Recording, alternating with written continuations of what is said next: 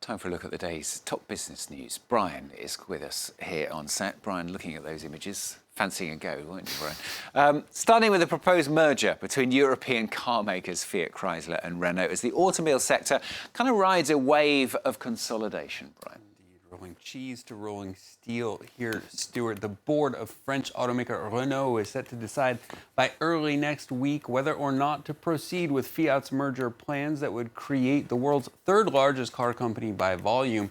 That would put it in the #1 spot when factoring in Renault's alliance with Nissan and Mitsubishi. That alliance increasingly troubled in recent months following November's arrest of former Renault CEO Carlos Ghosn in Japan on accusations of financial misconduct.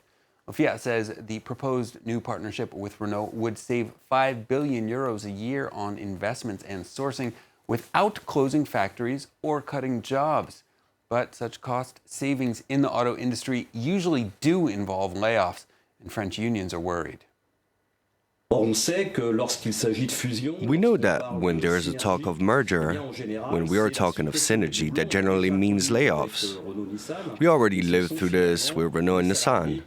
At the end, it's the employees who are paying the high price for it. Loss of jobs, having to compete with other workers around the world. Checking in on the markets now, Asian index is mostly gaining in Tuesday trade as Donald Trump wrapped up his visit to Tokyo. Investors looking towards a possible future trade deal between the U.S. and Japan there. The Nikkei closing up just over 0.4%. Nissan and Mitsubishi shares both jumped there on news of their alliance partner Renault's potential merger. Hong Kong's Hang Seng up around 0.6% amid reports that Chinese e-commerce giant Alibaba is looking to raise $20 billion in a second public stock offering there. Shanghai Composite up around 0.75%, and this Kospi in Seoul up 0.5% just ahead of the closing bell there. Next, Italian Deputy Prime Minister Matteo Salvini says it's time to revisit EU budget and finance rules that constrain member countries' public finances in order to limit debt and deficits.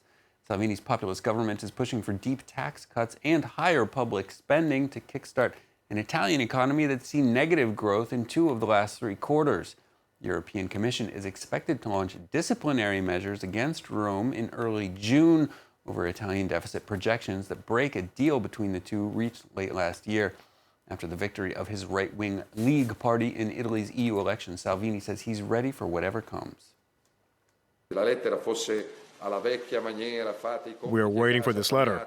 If the letter is written in the old way, saying that we should do our homework and asking for cuts, and cuts, we will answer no, because we need to hire doctors, engineers, judges, firefighters, and policemen.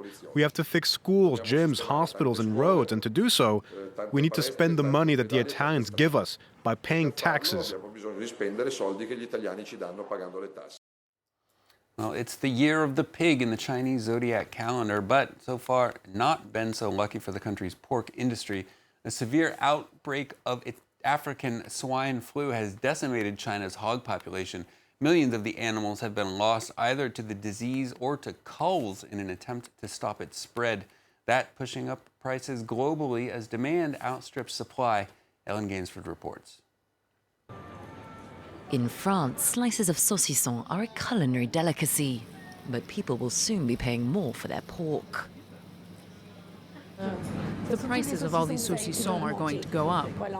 The first prices to go up will be for the saucisson. Unfortunately, they may increase by 50%. The increase is down to an outbreak of African swine flu in China. A third of the country's pigs could die from the virus and culling in 2019. That's around 200 million animals. And the epidemic is having a knock-on effect on the global supply chain. Pork prices in France have gone up 24% since early March, with a rise of as much as 30% for some ingredients used in making deli meats, like saucisson, cooked ham, and dry-cured ham. The Chinese demand is high in order to compensate for its losses. So imports are increasing, which raises the price of pork, and so of the pork cuts used by deli meat producers to make the products they sell. Swine flu first appeared in China last August and has already decimated the pig population. This strain isn't contagious for humans, but the virus is deadly to pigs. And for now, there's no cure or vaccine. China is the world's largest consumer of pork. And the price of the meat could further skyrocket as the supply tightens. Finally, for business, good news for all of us tired of those giant high-value bills in our wallets. The European Central Bank is rolling out its new 100 and 200 euro notes, which are both more compact and more resistant to tearing than the old ones. Bad news there. They're now the same size as 50 euro notes to make it easier for machines that scan bills for counterfeits. Though the use of paper money is in decline, cash remains the method of choice for the majority of transactions in the Eurozone. Here in France, 2/3 of transactions are still carried out with good old-fashioned cash. Reportedly, these are also harder to burn, Stuart, so we're going to have to cut back on lighting our cigars with those 200 euro notes in the newsroom. Many of them. Yeah. I didn't even know the 2 existed. I've just about got a 5. That's more than me, actually. Maybe. Thank you, Brian. Brian Green with Business News on France.